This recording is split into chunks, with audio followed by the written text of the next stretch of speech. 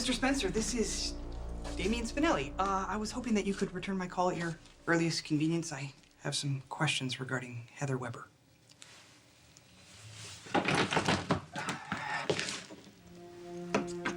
For Samantha.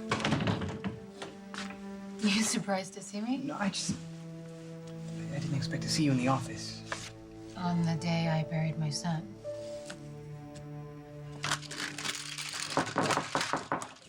Oh, seriously, you already? Just a second.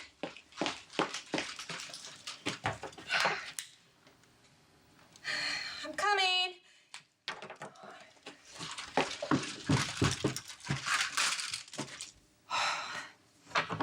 You're here early. Can I come in? Must be exhausted. Perhaps I can escort you home? Yeah, that's not really a good idea. I'm staying at my mother's. Well, I would think that the Davis women could provide much needed comfort. Yes, they have. I mean, I absolutely could not have gotten through this without them, but every time one of them asks me what I need, I can't stop thinking about what they can't bring me. How I'll never hold my son again. And then I came to work to kind of distract myself, and I can't stop missing my baby or thinking about Jason. Jason? Yeah, he came to the cemetery after everyone left. He wanted to talk. He asked if we could start over again. Can you? Oh, you have a date with Dr. Keenan. I forgot. I'm sorry. It's okay. You shouldn't be here for a while.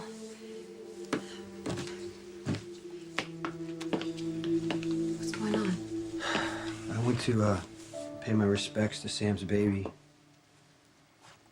You know, the funeral was over and I thought everybody was gone, but Sam was there. You know, and I sat with her, and it's the closest we've been in months. And now we're even further apart.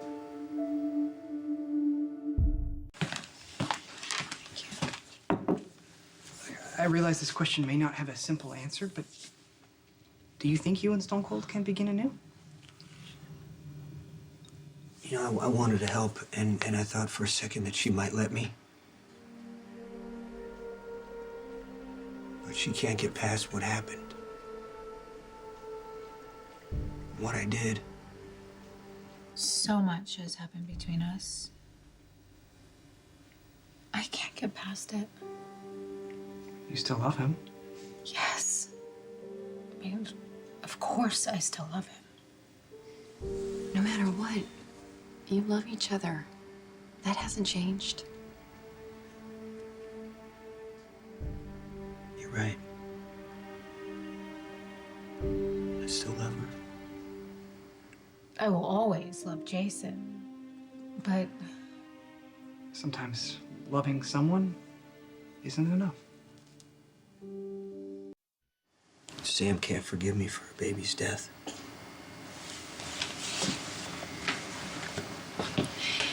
Is it possible Sam is blaming you because it would hurt too much to blame herself?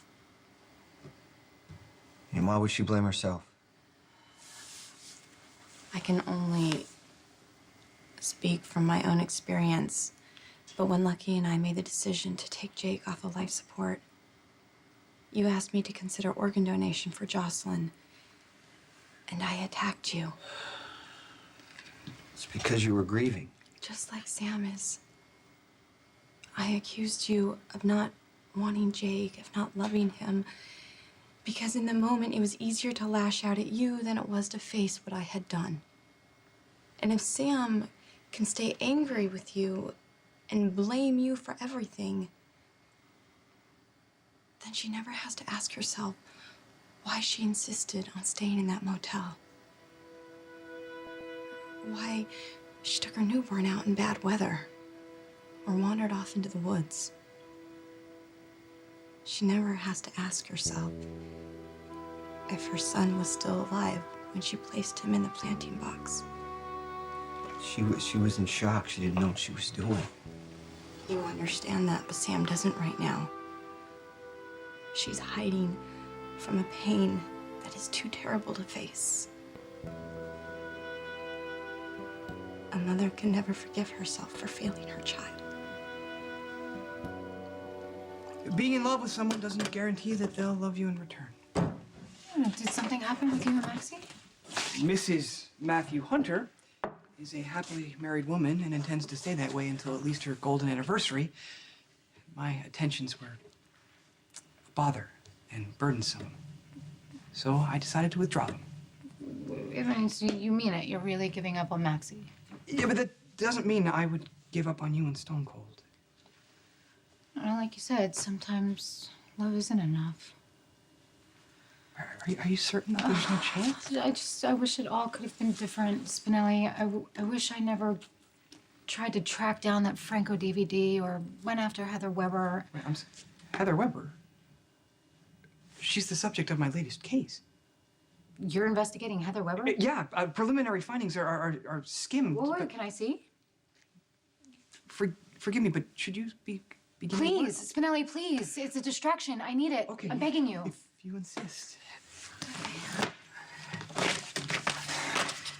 All right, tell me about this case. What kind of trouble has Heather gotten herself into? Sam didn't fail her baby, I did. You made mistakes, and so did Sam.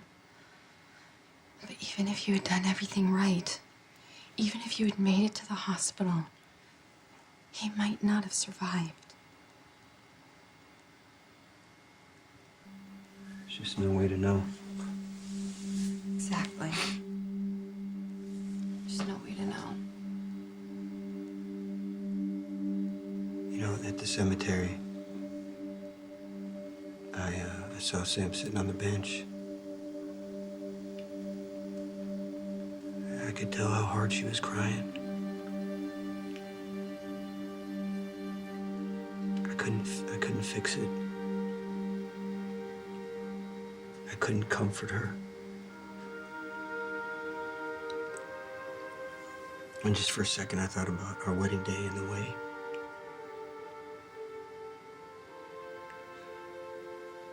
Sam was smiling. And how everything used to be so perfect.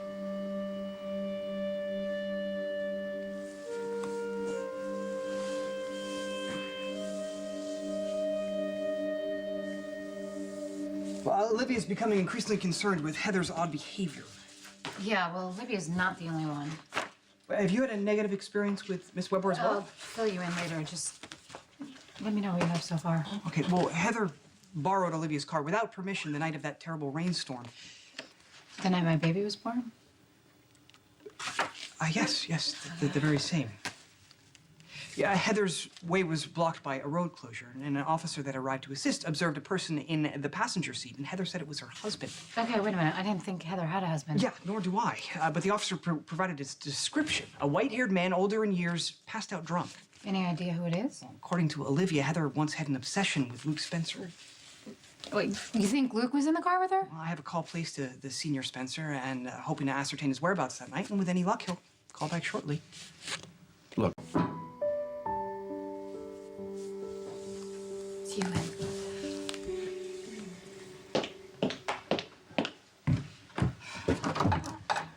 Hey. it's all right. I hope I'm not terribly late.